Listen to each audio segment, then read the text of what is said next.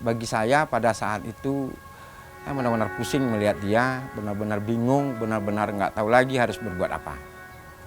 Sampailah Fajri ini pada saat itu dia harus dibawa ke rumah sakit jiwa.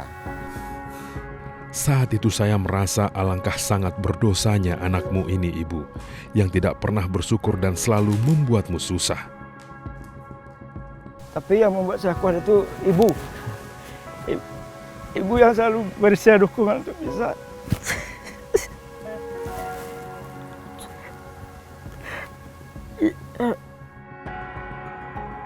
Ketulusan doa ibu yang didasari rasa sayang dan cinta yang mendalam akhirnya dikabulkan Allah Subhanahu wa Ta'ala. 2016 saya memilih pulang kampung, ada kekhawatiran, takut sih. Kayaknya masyarakat nggak mau menerima saya gitu loh. Cuman pada akhirnya Allah Maha Baik, Allah Maha Besar, Dia bantu saya untuk menguatkan hati untuk tetap pulang. Ternyata masyarakat sangat menyayangi saya dan memberikan ruang untuk saya bisa berkegiatan.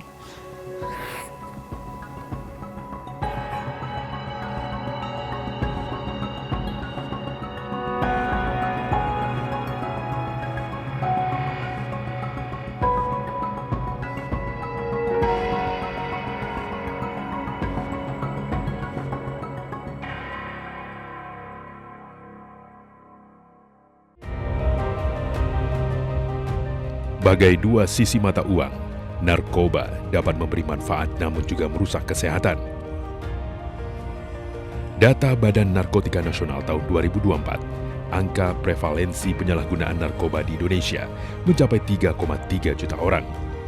Angka yang cukup fantastis, apalagi dari 3,3 juta pengguna narkoba didominasi remaja usia 15 hingga 24 tahun.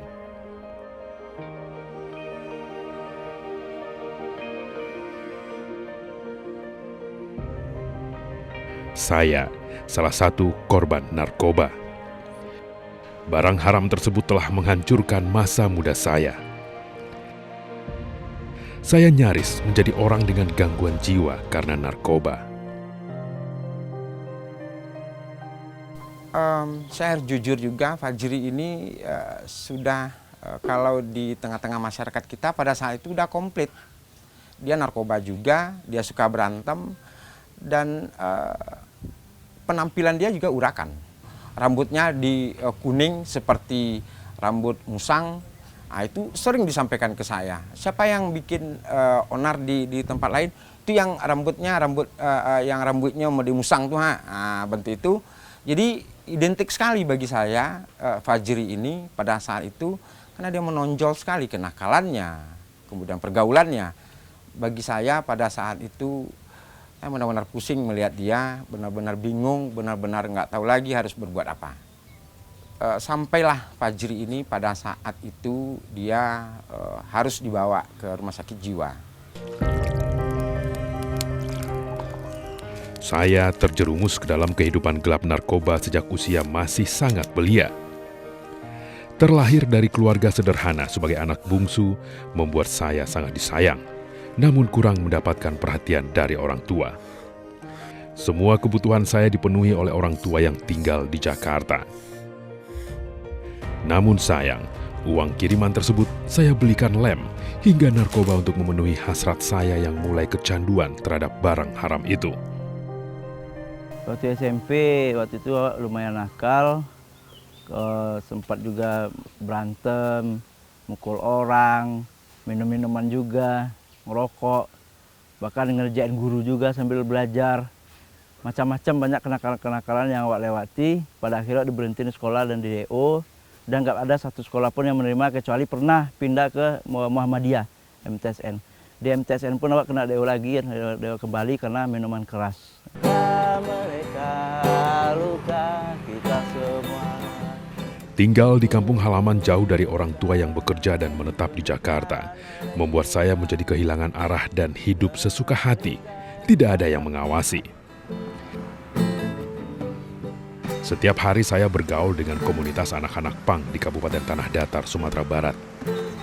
Berkumpul, bernyanyi, mengamen di tengah riuhnya lalu lintas di kota kelahiran saya ini menjadi kegiatan rutin yang saya lakukan.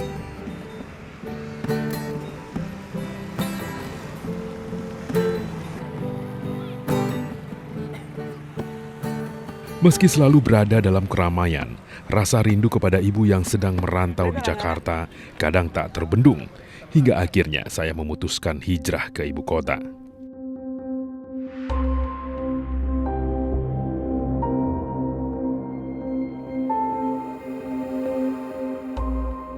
Tidak hanya untuk bertemu ibu, saya juga berniat untuk mencari pekerjaan dan tidak lagi hidup di jalan.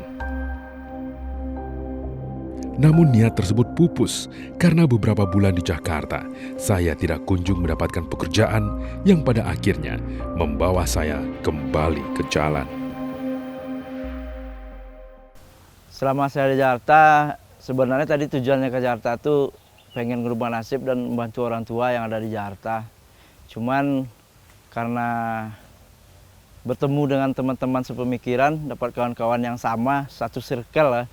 Jadi malas jadinya untuk datang ke rumah orang tua dan saya mencoba hidup sendiri, pindah-pindah, lontang-lantung sana-sini. Sempat tinggal juga ke Yogyakarta selama 3 bulan. Di Yogyakarta pindah ke Depok, dari Depok pindah ke Bekasi.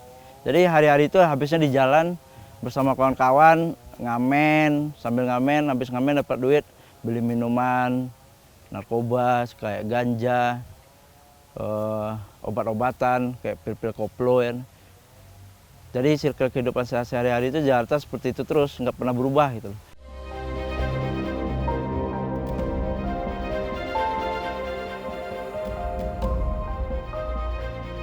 Di ibu kota, saya bertemu dengan komunitas anak pang dari berbagai daerah. Dari hari ke hari, teman saya bertambah. Hidup di jalan, pesta, mabuk-mabukan menjadi hal biasa dalam kehidupan saya. Sampai pada akhirnya, saya harus menghadapi situasi yang sangat memilukan. Malam itu sahabat terbaik saya meninggal dunia di pangkuan saya karena overdosis narkoba. Waktu itu ada satu kejadian yang sangat mengejutkan dan memperhatikan juga sih sebenarnya.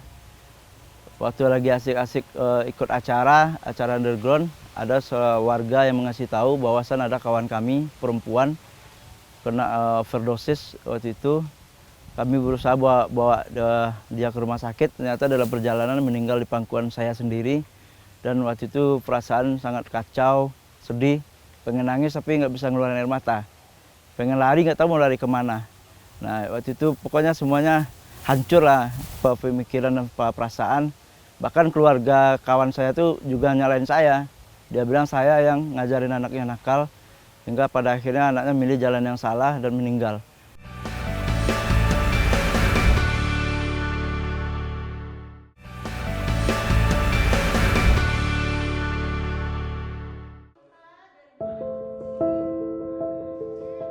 Kehilangan sahabat membuat saya syok, hingga saya memutuskan kembali pulang ke tanah datar Sumatera Barat. Kondisi mental dan kejiwaan yang terganggu akhirnya juga mengantarkan saya ke rumah sakit jiwa. Saya menjalani perawatan selama beberapa bulan di rumah sakit jiwa dan menjalani proses pemulihan melalui rehabilitasi nafsa.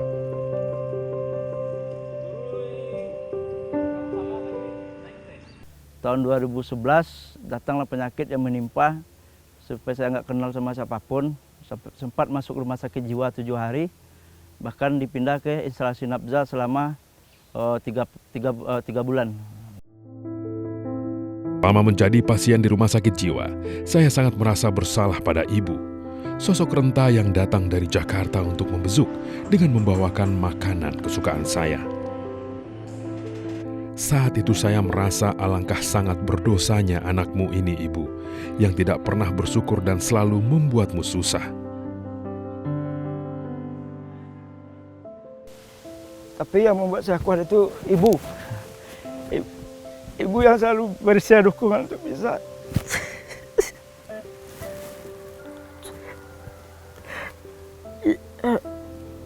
waktu di Padang masih ingat tuh Kak, waktu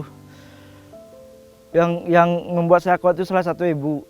Yang saya ingat itu waktu saya masih di rumah sakit jiwa, ibu berangkat dari Jakarta ke Padang buat nengok saya. Dia tahu saya suka ayam pop, dia bawa ayam pop ke rumah sakit jiwa waktu itu ke Padang.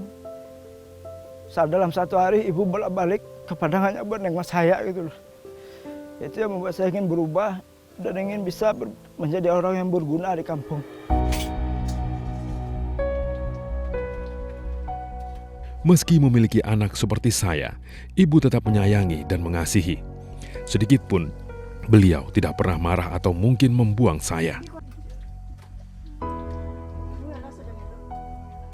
Ibu tidak meminta tolong kepada siapapun. Ibu hanya meminta melalui jalur langit lewat doa agar saya anak bungsunya kembali ke jalan yang benar. Jadi dia jadi stres lah tuh kayak orang gila gitu, lari-lari dari sini ke bawah tuh lari-lari, ngomong dengan batu, dengan rumput gitu. Ya kalau perasaan ibu sedih lah anaknya, namanya anak kan. Terus cuma karena ibu masih kuat ibu untuk menerimanya kan, tetap ibu ngomong sama Allah, nggak ada lain daripada itu nah. Sedangkan kerjaan ibu kayak gitu masak tuh kan, tapi ibu masih tetap itu minta petunjuk sama Allah supaya baik lagi gitu.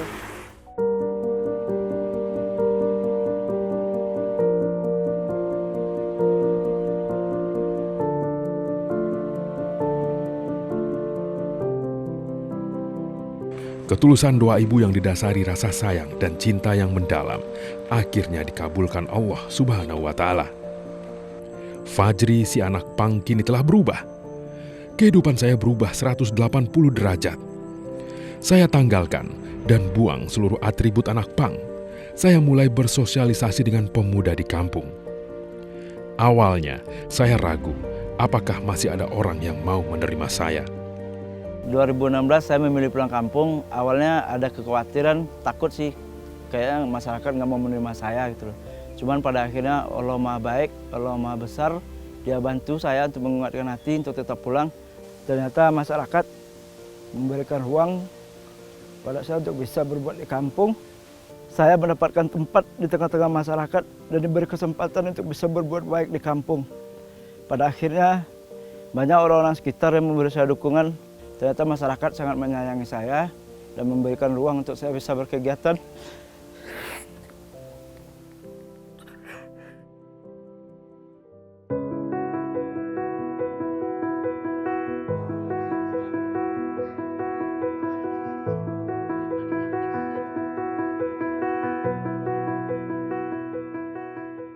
Kita berharap ke seluruh kita untuk lebih meningkatkan lagi sumbangan dari donatur-donatur awak. Mungkin Fajri, mohon Kak Fajri nanti untuk lebih semangat lagi, untuk lebih kuat lagi agar jalan dari Jumat Subuh Berkah Wako bertambah, jemaahnya rami, sumbangan dari donatur kita bertambah banyak. Keuangan awak, alhamdulillah, sedekah subuh di Jumat Subuh ko selalu meningkat. Atau Fajri, Pat, ada yang Kak disampaikan? Iya dah, makasih banyak dah terutama kepada kita bersama yang bagi kepercayaan kawak untuk menjalankan subuh berkah ku, terus khusus untuk belanja ke pasar. Alhamdulillah dah makin hari lagi semakin meningkat. Model itu donatur-donatur kita dan donatur itu luar biasa, dan kita pun mendapat donatur di luar daerah dah, termasuk Salim Pawang, Tobek Patah. Itu bagian sayurnya cuma-cuma ke kita bersama. Lauk-lauk itu sambal itu pasti akan tambah banyak. Yang penting di kita bersama. Kalau ada bersama itu dia bisa lah. Ya. Kalau jawab seorang itu tak tunggu aja. Ya, harus bersama-sama. Memang harus bersama-sama.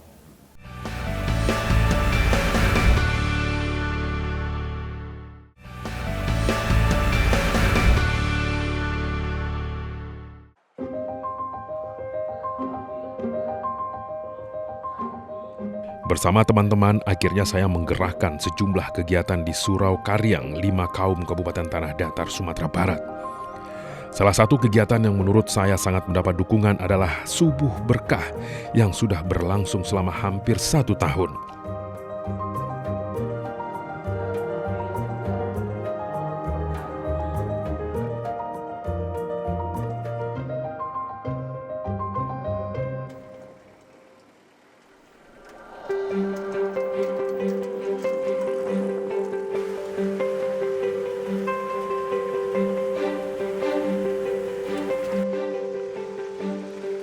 Satu hari sebelum Subuh Berkah, saya biasanya menjemput sayur-sayuran ke sejumlah toke yang berniat menyumbangkan barang dagangannya.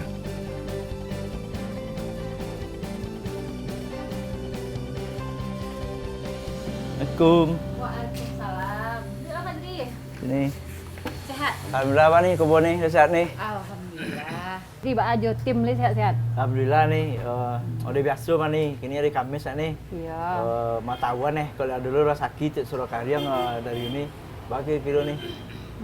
Lai ada rezeki untuk Surakarya bantu ada yang kan disumbangan ya. Coba lah baca lihat ya. Tadi.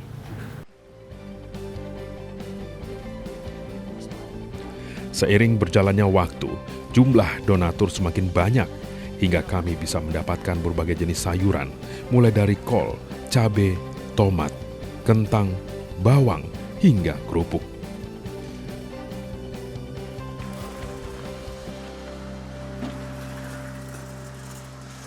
Kebetulan di surau itu banyak kegiatan gitu, nah kami kasihlah dia pola gitu kan, coba ini, coba itu. Ternyata dia tertariknya kayak Jumat Berkah, kayak bahasa Inggris, kayak dipijar gitu. Jadi di saat semua pengurus sibuk, nanti Fajri lah handle semuanya gitu. Istilah kami kaba umum gitu. Seluruh kegiatan nantinya Fajri yang dampingi gitu sebagai wakil dari pengurus gitu. Sampai sekarang malahan dia bisa udah dipercaya gitu untuk cari dana keluar, karena di Jumat Berkah kami kan udah banyak dari kelurahan lain yang datang gitu. Kita nggak mencukupi dari uang-uang iuran masyarakat aja nggak mencukupi gitu, sedekah masyarakat aja nggak cukupi gitu. Akhirnya Fajri nanti minta ke relasi-relasinya. Ditengok memang lumayan gitu, artinya kan orang udah mulai percaya.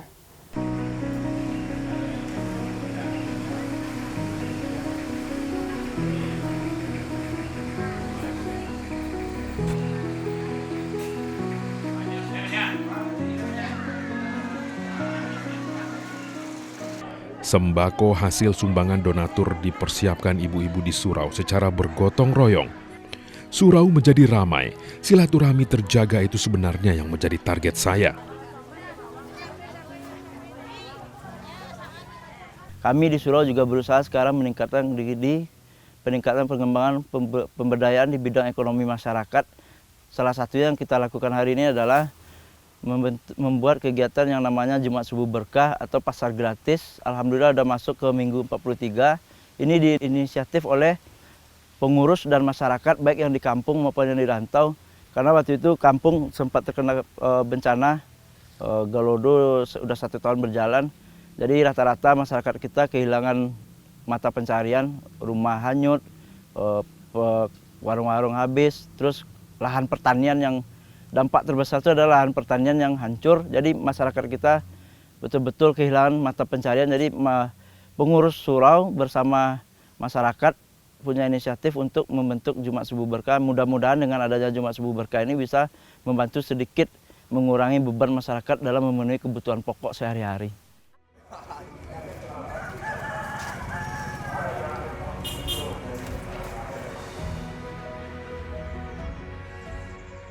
$120 bungkus sembako ini dibagikan kepada jemaah sholat subuh Surau Karyang serta masyarakat yang bermukim di sekitar surau dengan harapan dapat membantu perekonomian mereka.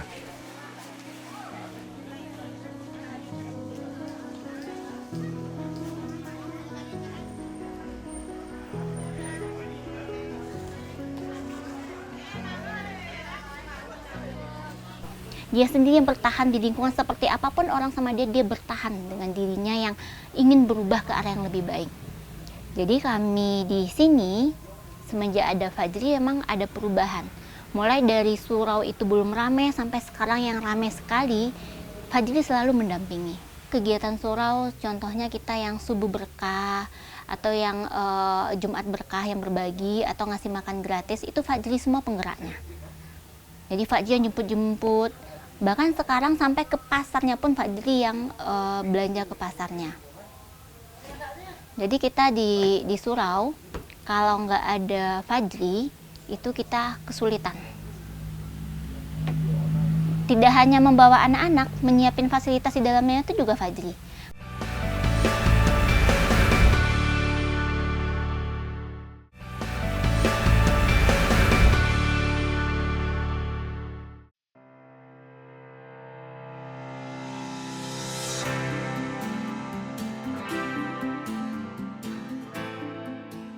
Tidak hanya itu, bersama teman-teman, saya juga memfasilitasi ibu-ibu untuk belajar membuat ekoenzim sebagai bahan campuran membuat sabun cuci piring, sabun mandi, dan sabun untuk mencuci pakaian.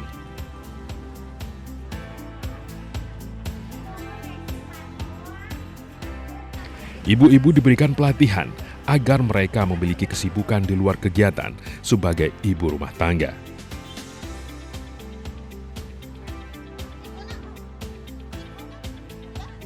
Saya berharap ibu-ibu dapat membuat ekoenzim secara mandiri karena bahan alaminya bermanfaat dalam pengolahan air limbah dan sebagai pembersih rumah tangga yang ramah lingkungan. Tidak hanya itu, penggunaan ekoenzim sebagai bahan campuran pembuatan sabun juga ramah di kantong karena hasil dari fermentasi menjadi banyak.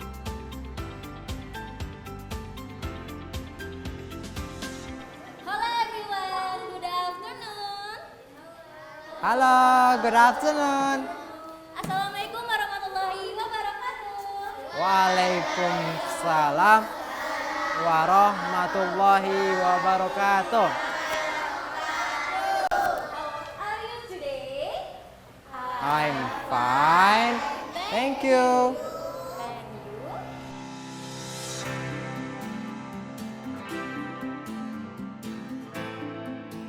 Bekerja sama dengan sejumlah perguruan tinggi, saya bersama teman-teman juga menggerakkan les bahasa Inggris gratis dan psikologi bagi anak-anak.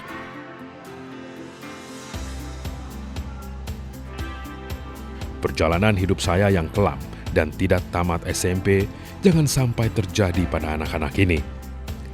Saya sangat menyadari anak-anak kampung masih jauh dari perhatian dan kesetaraan di berbagai hal, terutama pendidikan.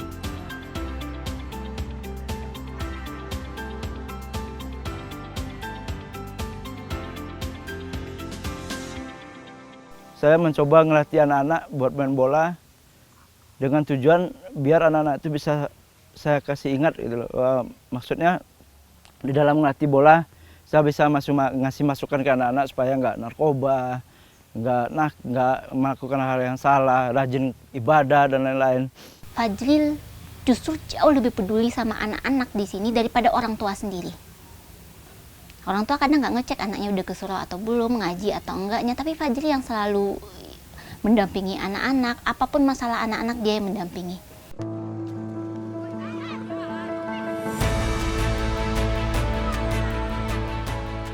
Berkaca dari perjalanan hitam kehidupan saya yang jauh dari surau dan agama, saya tidak ingin anak-anak generasi penerus bangsa ikut terjerumus. Berbagai upaya saya lakukan untuk mendekati mereka agar mudah untuk dibawa belajar mengaji dan sholat di surau dan bermain bersama. Pulang Wak Dedi, mandi pulang, saya mandi, pengen ngaji ke surau. Bagi anak ngaji tak boleh memulai deh.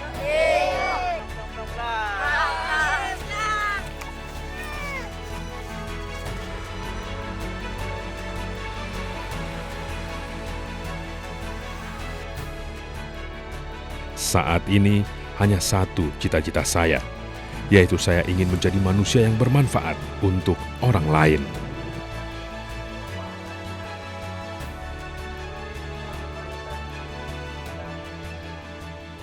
Ya, yang selalu dibilangnya itu ya, mah nggak usah ngelu lah mah, kalau hidup tuh itu aja, itu kan udah suratan mah.